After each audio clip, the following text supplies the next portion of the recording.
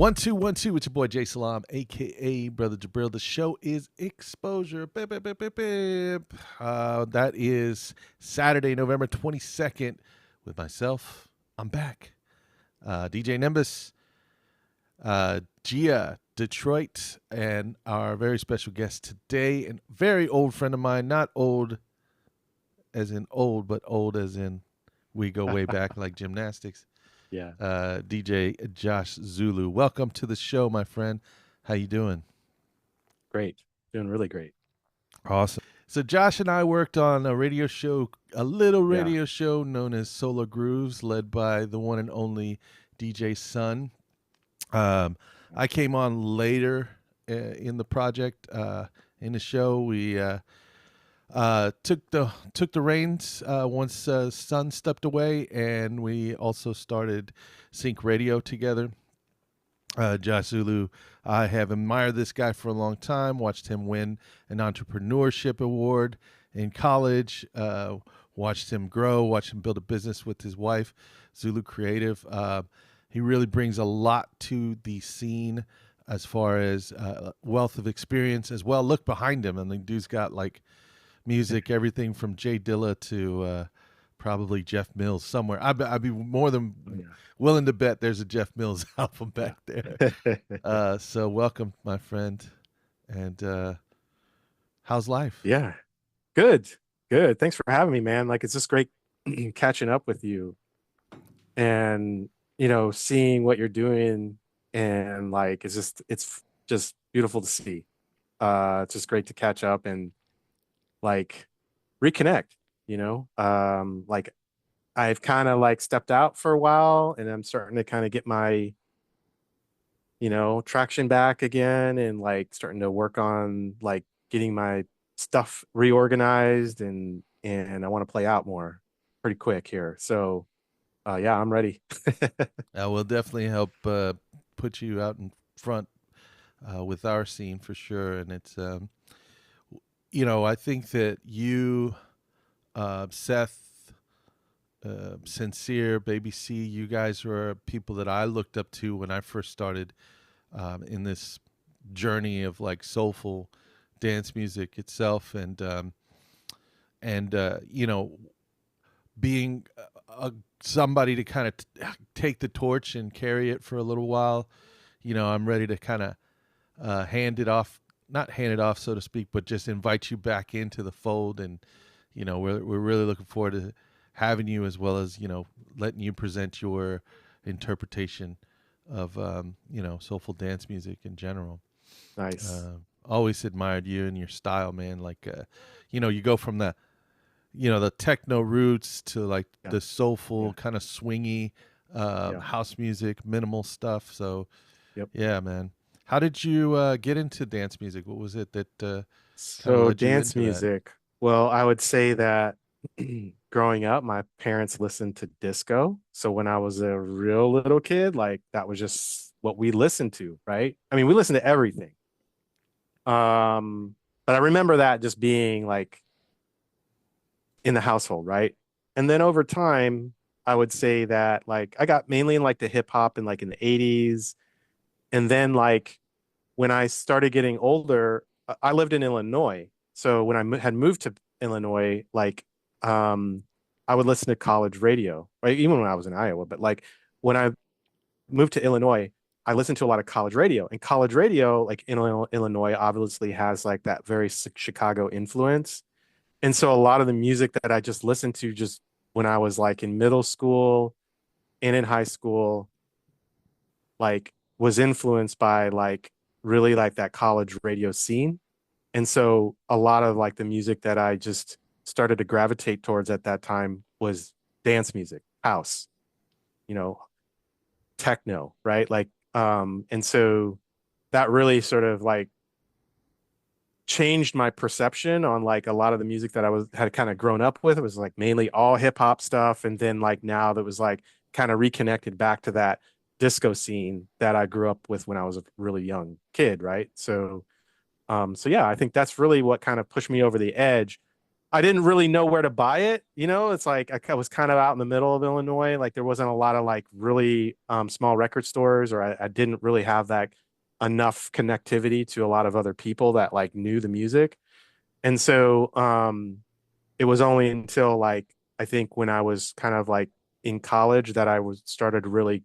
I worked at a record store called Vaughn's. I went to Purdue University. I worked at a record store called Vaughn's, and like we would get all that stuff, right? Like it was a lot of like everything, very independent music, and like we get some stuff from Chicago, and so I started like just eating it up, from there. What would you say was like the first? I know this is probably tough, but I think I can remember the first. Besides, going to the clubs and hearing house music, the Mm-hmm. first thing I ever heard was "Deep Inside" by Masters of Work with Barbara Tucker. Nice. Um, that was kind of my wow, my wow moment. Like people are really making this really interesting music.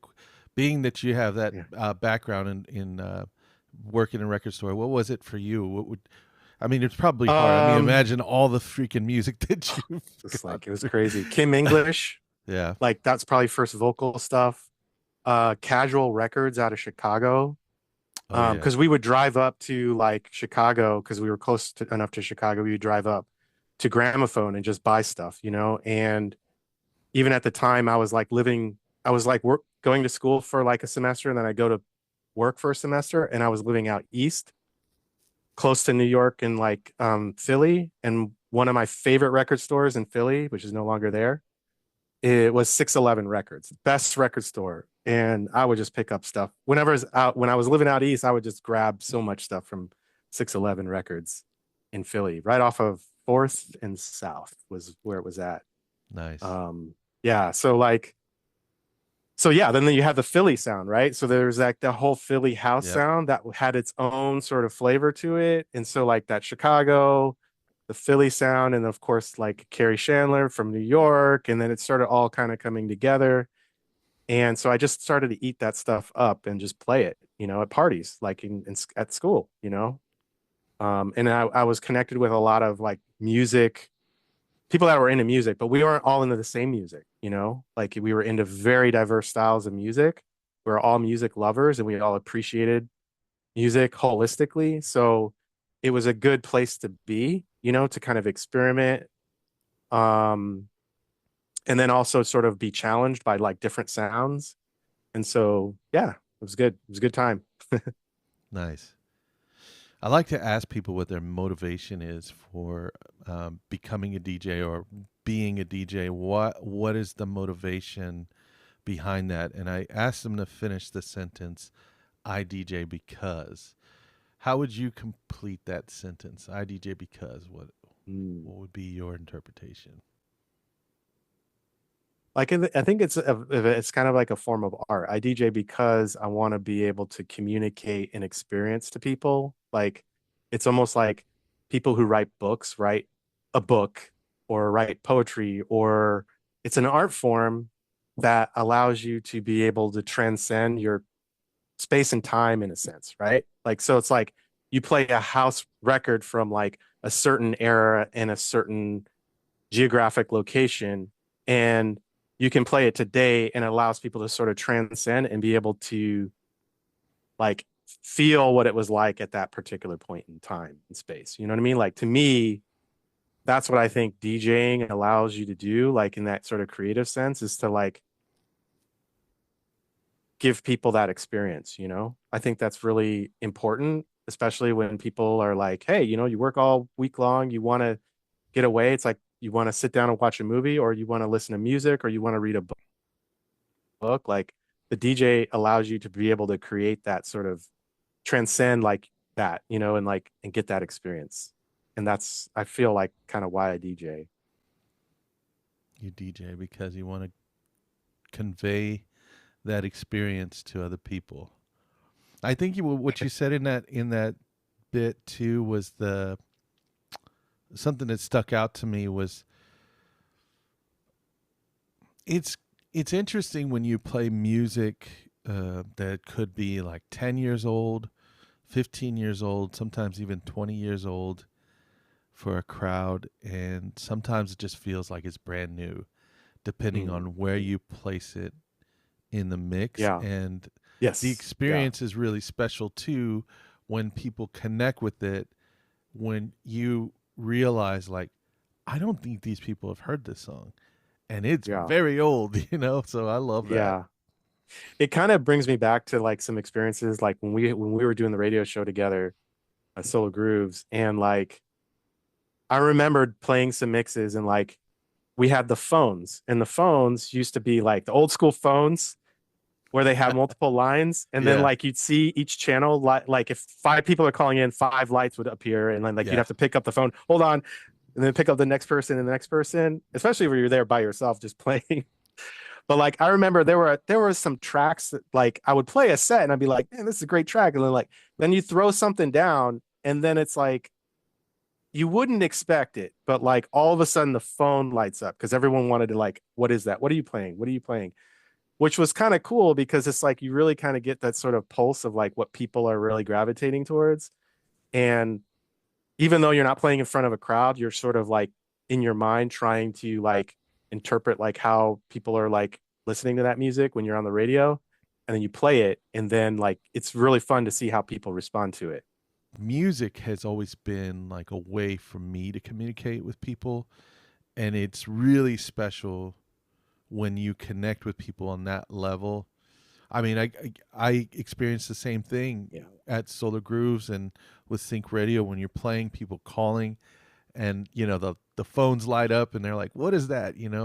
I always wanted to play cool music for people, and when they respond to it, it feels like, oh wow, like I'm really connecting with the Yeah. audience, and that's something that's so special, that not I don't think a lot of people talk about, with DJing, which is, that connection is so cool, man.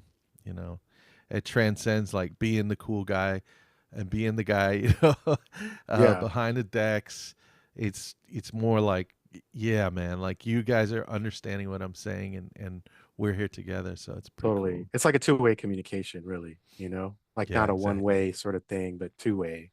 Yeah. And when you hit that like sort of resonance with the crowd, it's like beautiful.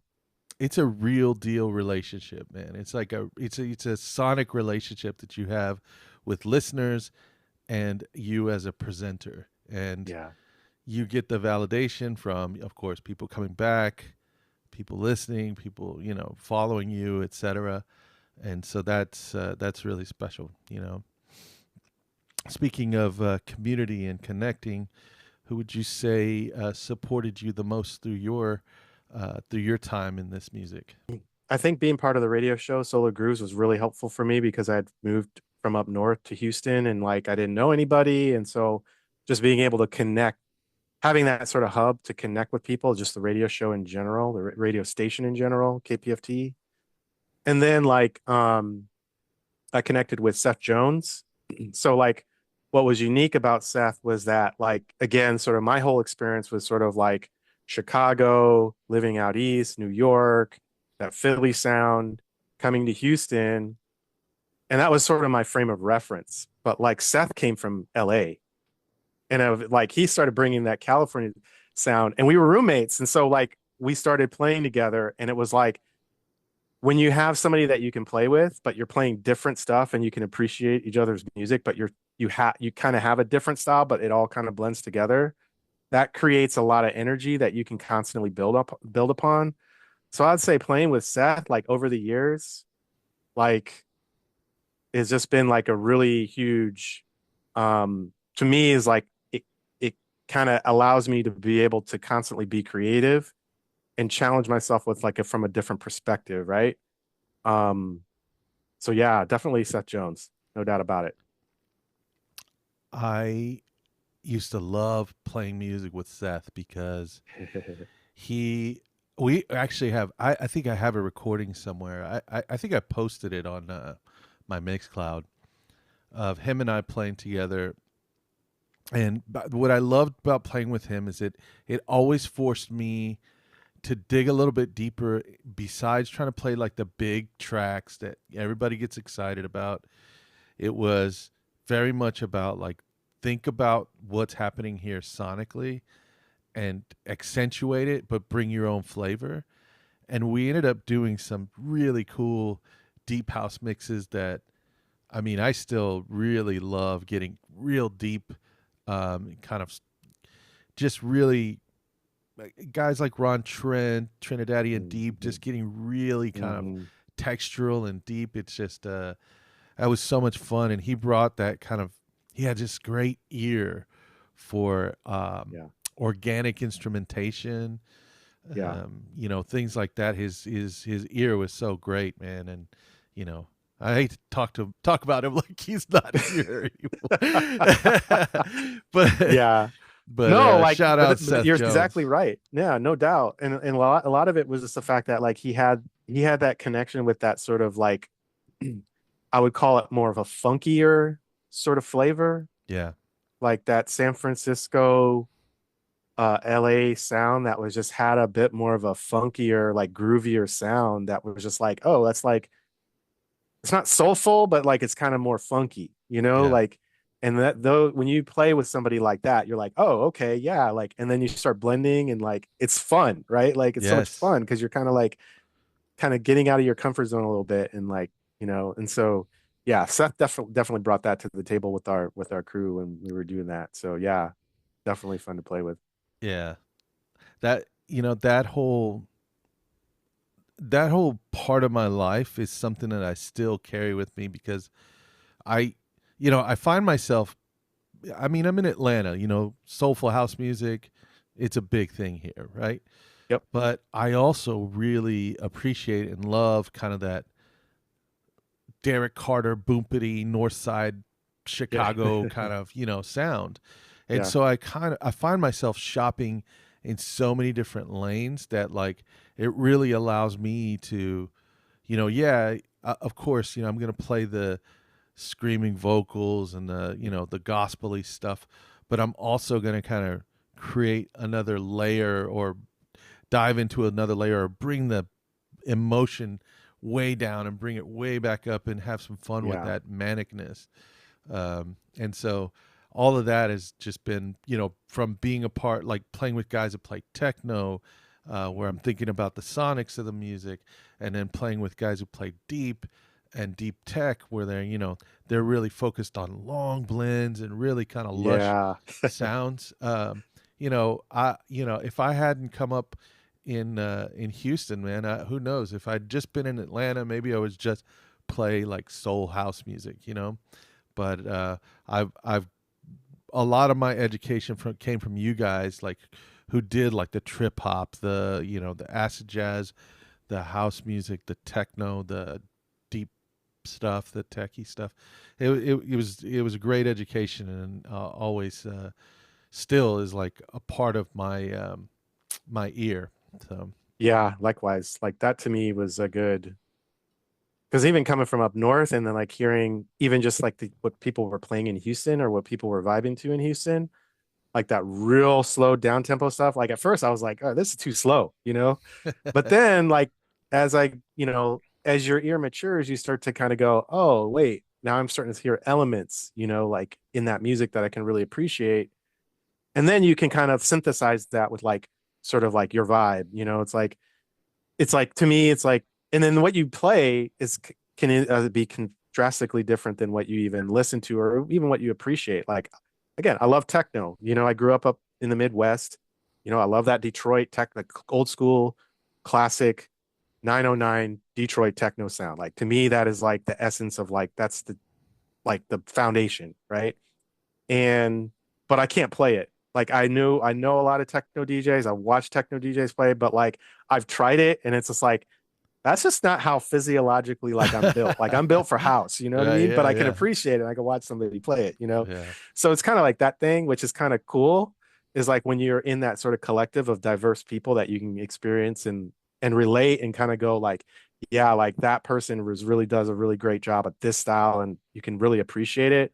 You it kind of makes you into a better, like more holistic DJ, I think, in a lot of ways. Even if you only play like a specific range of music, right? Or genre that you really focus on, there's a lot that you can pull from other DJs that play different genres, you know. So Definitely. yeah, definitely. I know you. Well, at least I remember you being a big jazz head and a collector of great jazz music. How much influence would you say that puts into your playing? I wouldn't call myself a jazz collector, but I love jazz. But like, it scares me to think about like actually diving too deep into it, you know, because it could Yes. get, you know, Yes. it could be my like whole world for a long time, and like I don't know if I'd ever, you know, talk to anybody or like it could be like a whole. Uh, so when I first got into jazz, like my parents didn't really listen to jazz, Hmm. so like the way I learned, like the way I really started kind of like diving into jazz was when I used to listen to hip hop.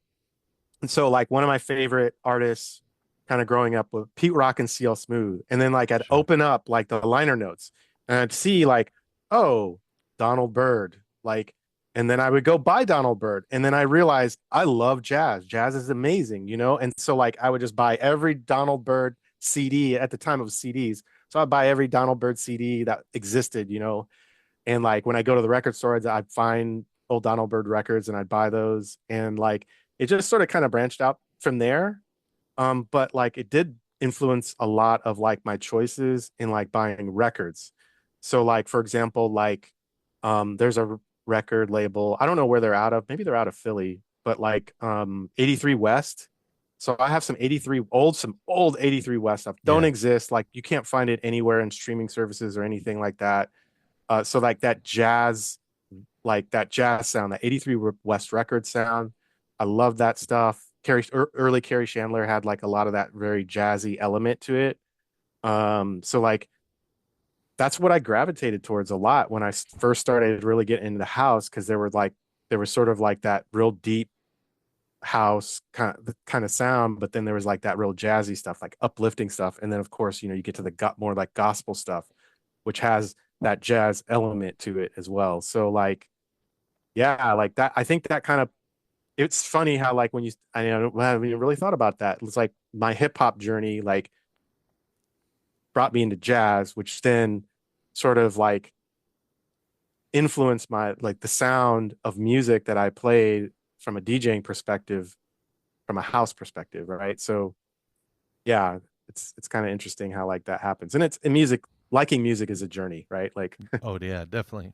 you know, I found out about George Benson through mm, Masters at Work, yeah, through that New Eurekan yeah, Soul album. yeah, You can do it, baby. yeah. That's like the Yeah, that first time album. I know that whole album is Oh, I remember when that came incredible. out. Still incredible album. Just brilliant Yeah, piece of yeah. work, man. Yeah. I did a tribute mix to Louis Vega, and it brought back so many memories of like when I first started to DJ. Man, I mean, there was times where I only had like maybe about 100 records, that Mm. I would just like cycle through and play over Yep, and over and over and over yep. again. Um, just some really great memories of like those sounds themselves, like just that jazzy stuff. And we're playing at rave parties, you know what I'm saying? Like I'm playing Yeah, like some yeah, jazzy deep stuff and like yeah. going way over people's heads, and just got my eyes closed and just like, man, I hope somebody understands what Yeah. I'm feeling But right you know, now. It's back in the amazing. days, um, even during that time, I think what was cool about like the scene, at least at that time, and I know at least, yeah, I'm just in general, I think not just in Houston, but was like you'd have different rooms, right? You have the drum and Yeah. bass room, and then like you'd have like the house room and then the techno room. And people could walk and appreciate all of that. So like it wasn't like you were bringing it was like people can kind of get a taste of each different sort of flavor, you know, like in each room. So it was like we had the conditions to be able to do that. Like um that was a cool thing about that time period, you know, when everyone was like your if you're a techno DJ, if you're drum and bass, we need a like, it's like it all had to happen. Everyone had to work together, right? Yeah. You had Soul Tower 606 playing down Yeah. tempo and Yeah. in one room where everybody's all whacked out, Yeah. and, just enjoying this really chill music, or like you had the drum and bass room was all loud and clangy and just like, Yeah. Yeah.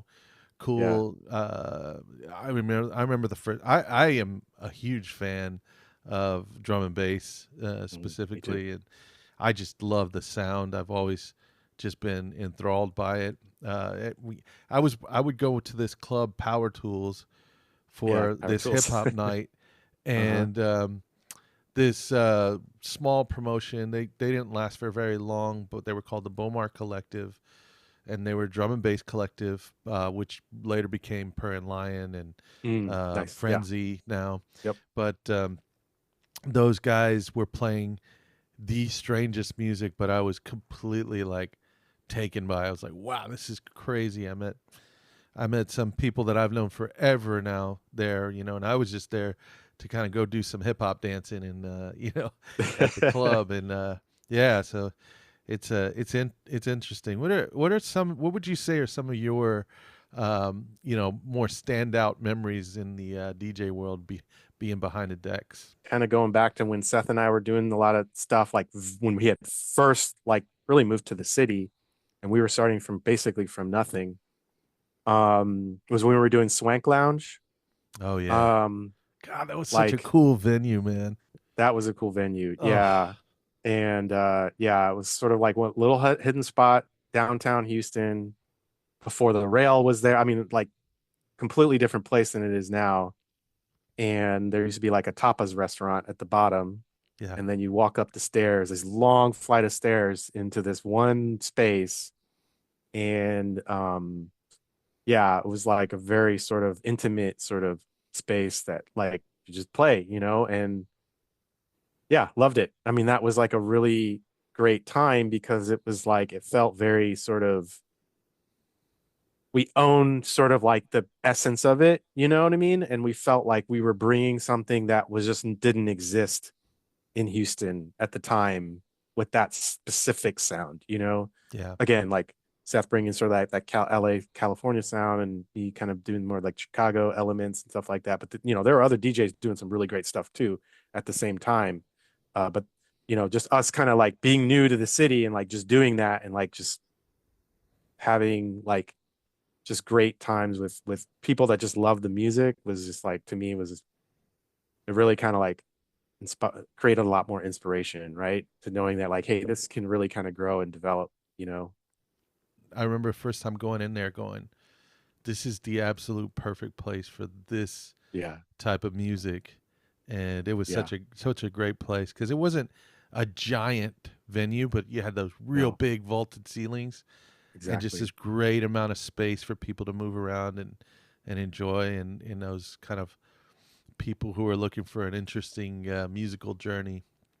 They got Yeah. it there. They got it there. That was Yeah. Those fun times. Yeah. That was 25, 26 years ago. so you're You a believe that? that's crazy, dude. Yeah. I was like 99, Yeah, that was just when I was getting started. 2000. That was Yeah. probably a year in, at Yeah. about That that time, was, or maybe not. Yeah, I started DJing right like the end of '99, um, 2000, somewhere around there. But I was gonna say, you are a vinyl DJ. You came up as a vinyl DJ. Um, with the technology that's available to us now, we can literally, like, here's my DJ case. This had like tens of thousands of songs on it, and this is like yeah. what's left of my vinyl collection. Yeah. How has that transition been for you, going from being a pure vinyl DJ to now digital DJ? Or are you It's, there yet? Are you there yet? Are I you don't like know. Like it's always evolving and changing. Yeah, that's a great question. You know why that's such a great question? Because I had to like revamp. I'm in the process of sort of rethinking and revamping in a way because there's a lot of music I used to play that just doesn't exist in a digital format. Like you don't have a good solid file that you can play. And so I'm trying to figure out like how do I do that? Like how do I actually kind of get some of this music back so I can actually play it out and share it? I want to share it. Yeah. And there's certain times in which I'd buy two vinyl records, one that I would play out and one that I would keep sealed copy. I still have some of those sealed copies. Wow. So I was always like, okay, like this stuff is just like it's limited pressing, so like I might as well just get like another copy just to ensure that like if this one breaks or whatever, then like or it gets worn out, because playing vinyl, you're playing it like it's getting all dirty and Oh it's yeah. like, and so like so yeah, so like I think there was sort of like that reference back then of just like trying to capture that like that music, because it was when it came into the record store and then it left, it was like finding another copy was probably like you're just not going to find it, um and so like even today, like Discogs, even if you go on Discogs now, it's just like a lot of that stuff is very pricey. It's like I see some records, I'm like, man, I probably spent $6 for that record and it's $100 now. And it's like, so that's an interesting part of the journey, right? Is this music that like gets lost in time, like things that like again, it's like kind of goes back to what I was saying about like giving people like presenting to people space and time, transcending that, is like there are things that like are going away, and like having a way to bring that back and offer that to people, I think is important, and integrating it with new things too, right? Like that whole connection between the old and the new, I think is always a good thing. So yeah, so like then like after like vinyl, I got a Serato set up with the box and everything and the computer. Right. And that was great because I could still play on, techniques. And so that was fine. It still felt pretty natural. But then, um, like I never went to CDJs. I never played CDs. Then I transitioned to like having a controller and playing digital, fully digital, um, which was fine. It's like there's a lot of variables you don't have to worry about. You don't have to worry about the needle skipping. You don't have to worry about like cue points as much. It's like a lot easier. Your BPMs, like there's a certain thing that I think the sixth sense that you get when you play vinyl. It's like BPMs. You can listen to it and you kind of know, or even pitch or like keys. Like you kind of get that sort of thing like almost naturally, because you can say, oh yeah, I can mix that with that. These two are going to sound good. But you have to do a lot of experimentation to get to that point to where you're like, okay, yeah, because you're physically having to do it, right? So I think the technology is really great. It opens up a lot of other avenues for creativity. But I still feel like when I play vinyl, it's very intentional and authentic, right? So like there's something about it, like where you put it on and you play it, and then it's very natural feeling because it just feels more natural. And that's probably because spent more time probably playing vinyl than playing digital, like purely digital, like on a controller. So now that I'm kind of getting back into it, I'm like, okay, what's the tech, right? So like Serato, now there's Record Box. So now I've moved all my stuff over to Record Box, but I've never played in front of people with Record Box, right? So it's like, and then I've gotten everything into a thumb drive and like really kind of getting it all reset back up and cleaning up all my stuff. And so like I'm in that process. I'm kind of in that transition of like really going fully digital with like a controller. I've done it before here and there, but I don't have a lot of experience playing in that format, um but it opens up a lot of other possibilities, right? When you don't have to carry around a bunch of records, and um the interface, like the controller interfaces are much more integrated, like the technology's improved significantly, to where you don't have to have a bunch of moving pieces to plug together.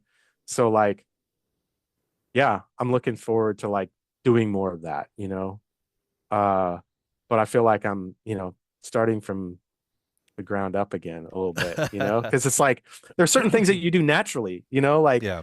playing on turntables is a very natural feel. Like, you just like there's certain things that you just do almost automatic. It's like muscle memory.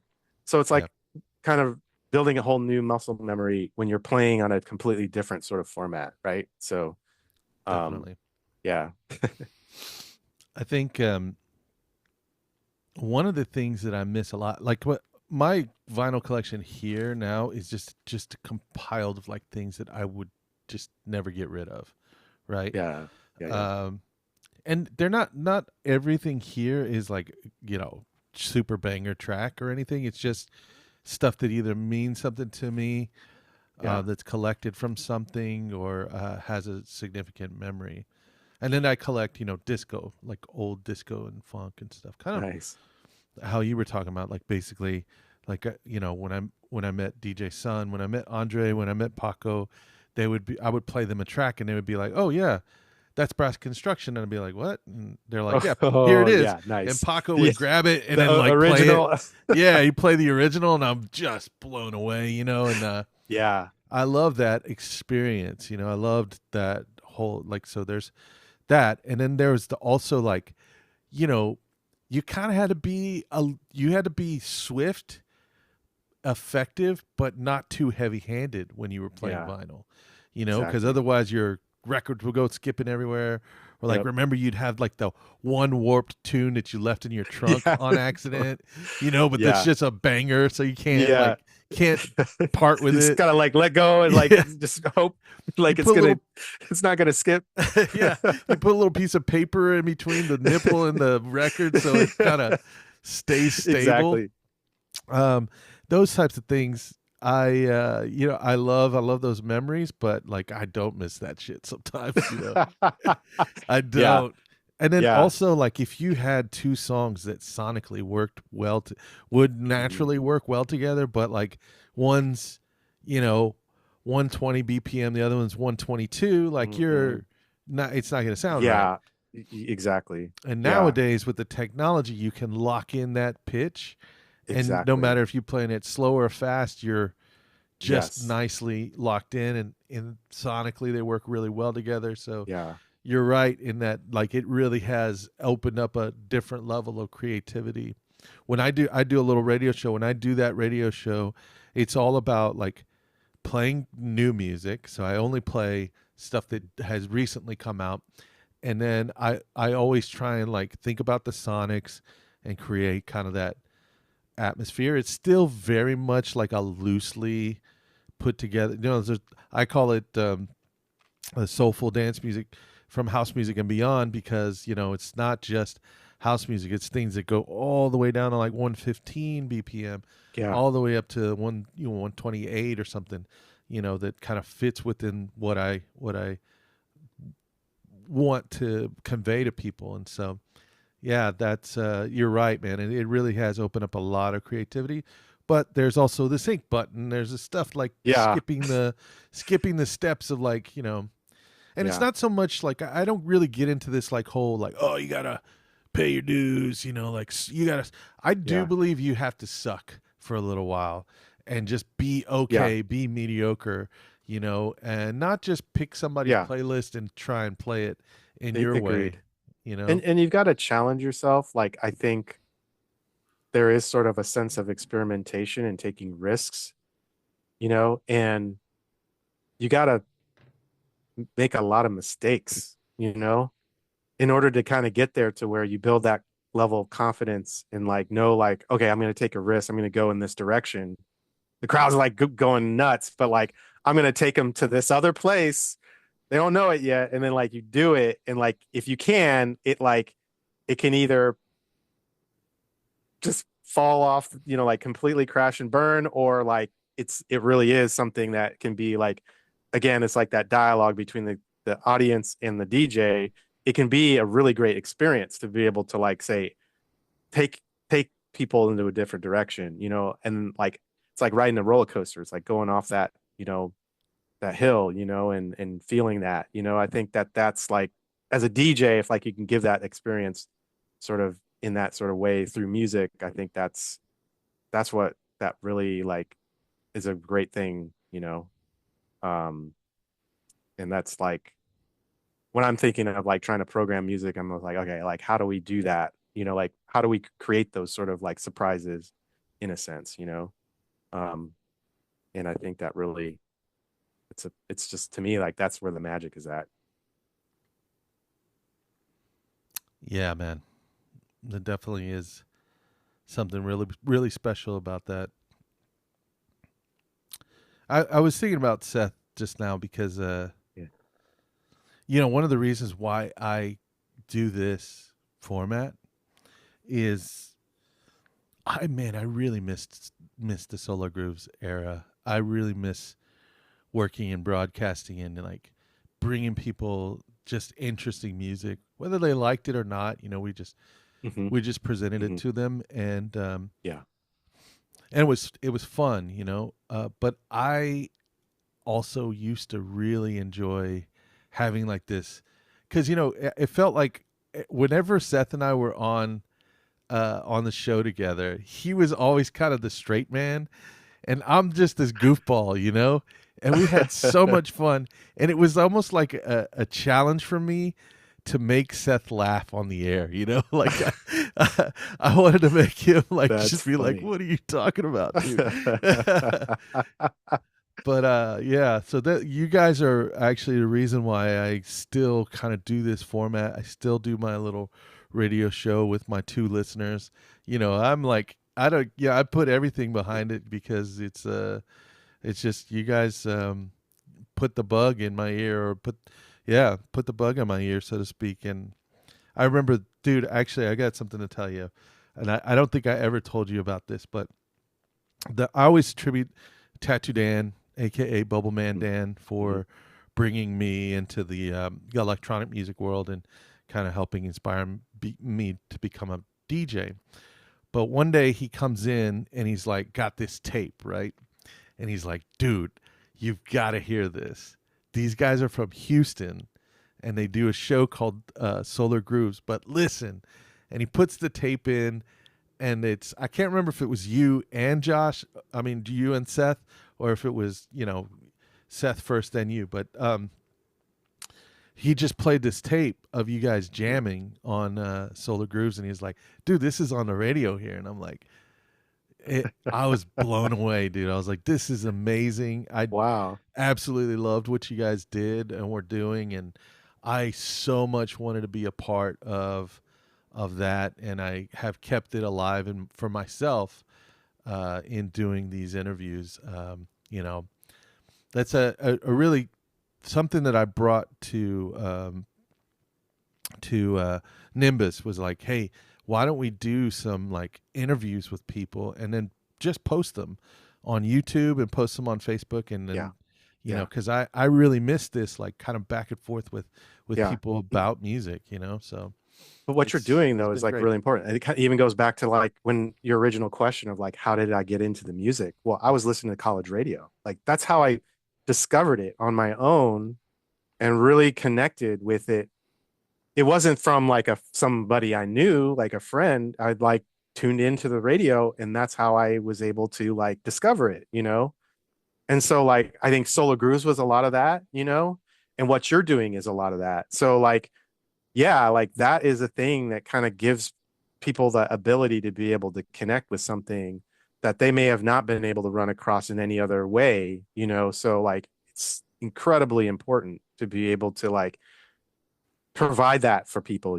I think it takes a lot of time and energy to do that. I remember like planning for radio shows. I mean, it's just like it's like the radio show goes like by like that, but like, Yes, hey, like some of us plan faster than others, or some, but it took me bro, a long, like I would spend all day just sweating, like, what am I gonna play? Even just programming the regular part, even if I wasn't mixing, it was just like just sweating, like, what am I gonna play, and like what's order do I need to play it in, and like how do I like what am I gonna say? It's just like, but like once you do it, it's like you're putting it out there and people are hearing it, people are vibing from it, and it's inspiring other people, right? Like yes, huge. I mean, it's like the best thing you can do in life, right? It's to inspire others. And so like, and like you said, like some of the younger kids are coming and listening to some of the stuff like you guys are doing with exposure and other things that you're working on. And it's like, that's it. Like you truly are sort of passing that inspiration on to other people. I think it's huge.